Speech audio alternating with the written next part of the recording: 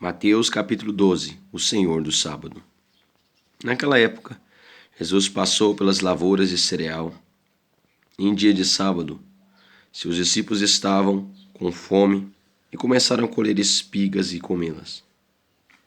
Assim que os fariseus viram aquilo, disseram-lhe: Vê, teus discípulos estão fazendo o que não é lícito em dia de sábado. Mas Jesus lhes respondeu: Não lestes o que fez Davi, quando ele e seus companheiros estavam com fome? Como entrou na casa de Deus e comeram os pães da presença, os quais a lei não lhe permitia comer, nem a ele, nem aos que com ele estavam, mas exclusivamente aos sacerdotes. Nota de rodapé 11. O sábado, em hebraico Shabat, é estabelecido nas Escrituras como princípio. Em cada 7 dias deveria ser separado, santificado para o descanso. A raiz hebraica da palavra sábado é Shabat, que significa cessar. Na criação, o próprio Deus legou à humanidade o exemplo da santificação do sábado. Gênesis capítulo 2, versículo 2.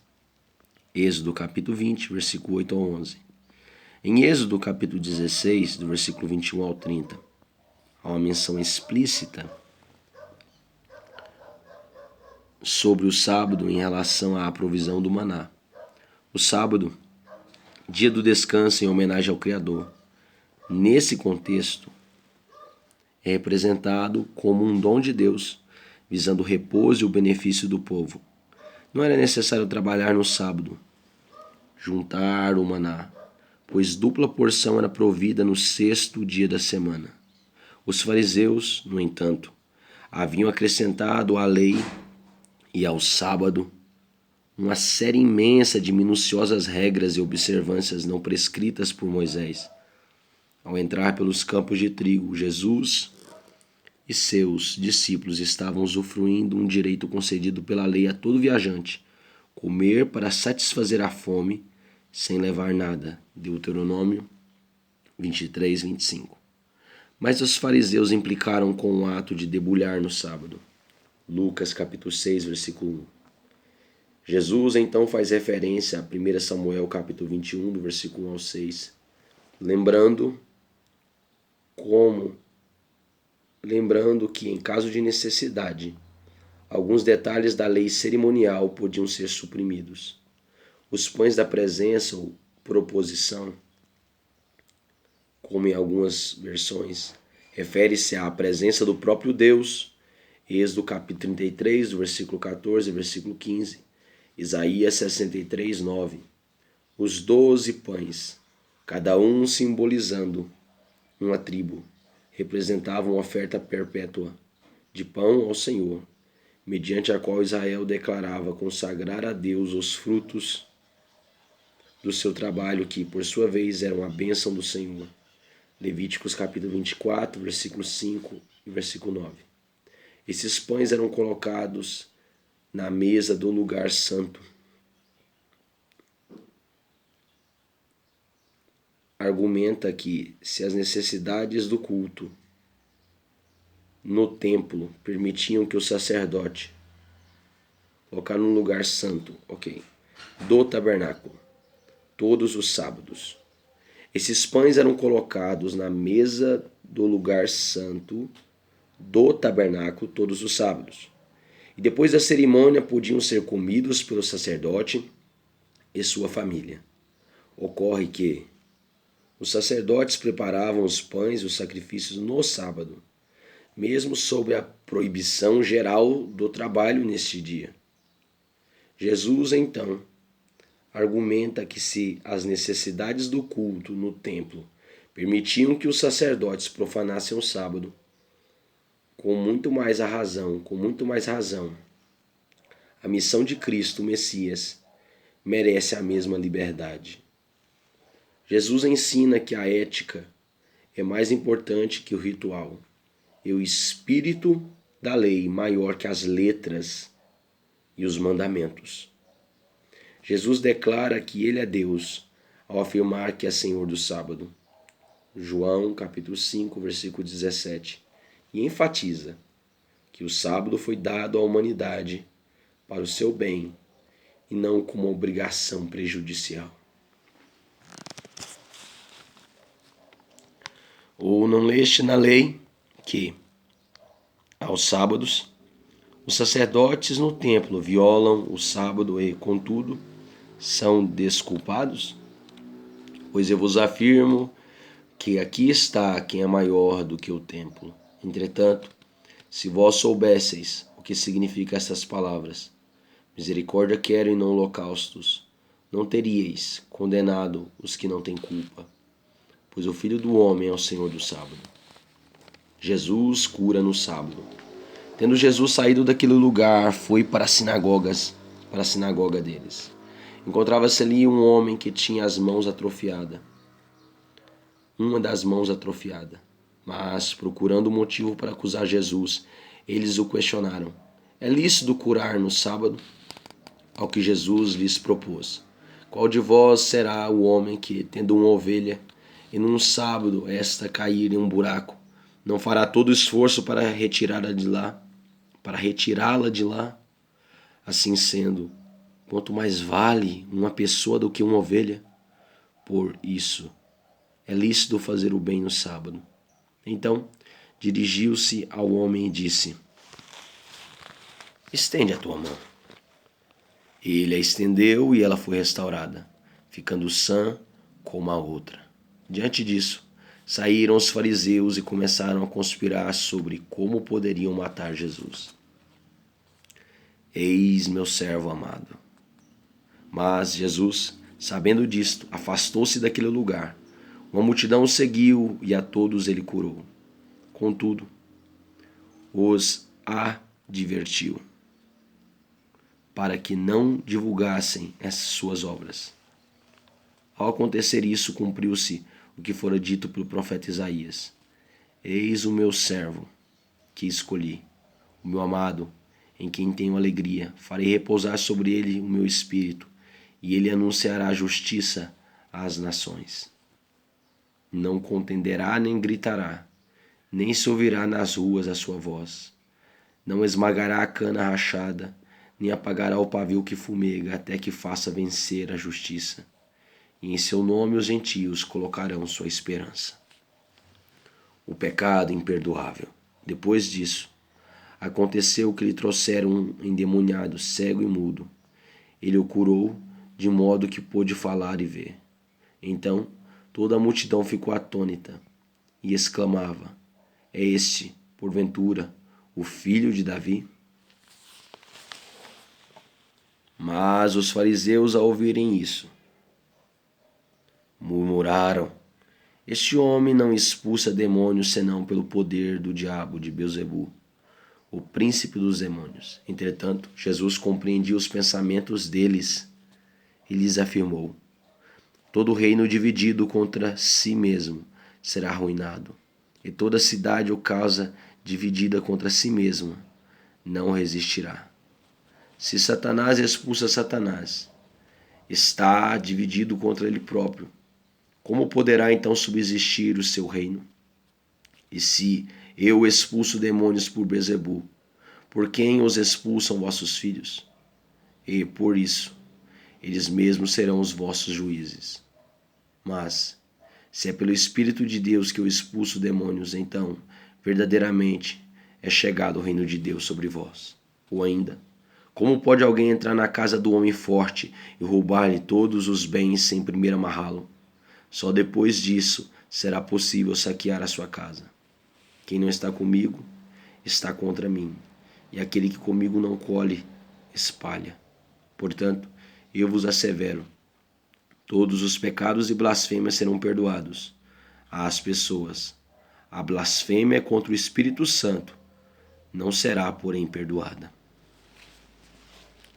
Qualquer pessoa que disser uma palavra contra o Filho do Homem, isso lhe será perdoado. Porém, se alguém falar contra o Espírito Santo, não lhe será isso perdoado, nem nesta época, nem no tempo futuro. Ou fazei a árvore boa e o seu fruto bom, ou árvore má e o seu fruto mau? Pois uma árvore é conhecida pelo seu fruto. Raça de víboras, como podeis falar coisas boas sendo maus? Pois a boca fala do que está cheio o coração. Uma boa pessoa tira do seu bom tesouro coisas boas, mas a pessoa má tira do seu tesouro mau coisas más. Por isso, vos afirmo que toda palavra fútil que as pessoas disserem, dela deverão prestar conta no dia do juízo. Porque pelas tuas palavras serás absolvido, e pelas tuas palavras serás condenado. Nota de rodapé 2. Filho de Davi era um título exclusivo do Messias. Marcos capítulo 3, versículo 22 a 30. Lucas capítulo 11, versículo 14 ao 22. A vinda e a vida de Jesus era o evidente cumprimento das profecias, especialmente de Isaías 42, versículo 1 ao 4. Deus, assumindo a forma humana em Jesus, tratou os seres humanos com misericórdia e delicadeza, como caniços, varas de pesca, que podem ser quebrados ou esmagados com facilidade, ou ainda como pequenas chamas que podem ser apagadas com um simples movimento. Jesus percebeu, compreendeu no original grego eidos, o que de fato os fariseus estavam tramando. Os judeus já praticavam o exorcismo, Atos capítulo 19, do versículo 13 ao 16. E Jesus os questionou sobre qual autoridade exerciam essa prática. Jesus já havia vencido Satanás em seus 40 dias no deserto. Mateus capítulo 4, do versículo 1 ao 11. E agora estava invadindo o reino do maligno. 1 João capítulo 3, versículo 8. Para tirar das trevas as almas de todos aqueles que nele crescem, e para destruir a casa do homem forte. Isaías capítulo 49, versículo 24 ao 26, Lucas capítulo 11, versículo 21. Por isso, não pode haver neutralidade no reino de Deus. Quem não serve a Cristo está servindo ao diabo, que é o diretor-geral do sistema econômico, político, social e religioso deste mundo. O único pecado sem perdão é a rejeição consciente e sistemática da salvação graciosa em Cristo e a alegação de que Jesus e o diabo são a mesma pessoa, ou as duas faces da verdade, o bem e o mal, como pensam algumas correntes filosóficas. Hebreus capítulo 6, do versículo 4 ao 6, Hebreus capítulo 10, do versículo 26 ao 31. Jesus apresenta que o caráter de uma pessoa será sempre revelado por meio de suas palavras. Tiago capítulo 3, versículo 2. E que essas palavras pesam na balança da terra e do céu. Provérbios 18, 21. Há 3 palavras gregas para designar milagres. Primeiro, teras, algo potentoso. Segundo, dunamis, poder maravilhoso. E semeion, uma prova ou sinal sobrenatural. No passado, muitos líderes de Israel haviam concedido ao povo provas de sua missão por parte de Deus. Assim, para autenticar a obra de Moisés, o Senhor enviou maná. Para Josué, mandou Deus fogo do céu. Para Josué, o Senhor fez parar o sol e a lua. Para Moisés, o Senhor mandou maná. Para Josué, o Senhor fez parar o sol e a lua. Para Samuel, o Senhor enviou o Senhor trovões de um céu claro e limpo, sem tempestades. Para Elias, mandou Deus fogo do céu. Para Isaías, fez recuar a sombra do relógio da época do sol. Mas, para confirmar a obra de Jesus, Cristo, o Messias, seria realizado o maior milagre de todos. Deus ressuscitaria a seu Filho Jesus da sepultura. E esse seria um sinal ainda maior do que aquele realizado, para a conversão de toda a antiga cidade de Nínive. Versículos 39 ao 41. O sinal da ressurreição. Então alguns dos mestres da lei e fariseus lhe pediram: Mestre, queremos ver de tua parte algum milagre. Ao que Jesus respondeu: Uma geração perversa e adúltera pede um sinal miraculoso. Todavia, nenhum sinal lhe será dado, exceto o sinal miraculoso do profeta Jonas. O Antigo Testamento usa frequentemente a metáfora adúltera para significar infiel a Deus, Oséias. Os 3 dias e 3 noites de Jonas e de Jesus. Jonas, capítulo 1, versículo 17. Refere-se ao período que vai da sexta-feira à tarde até o domingo de manhã.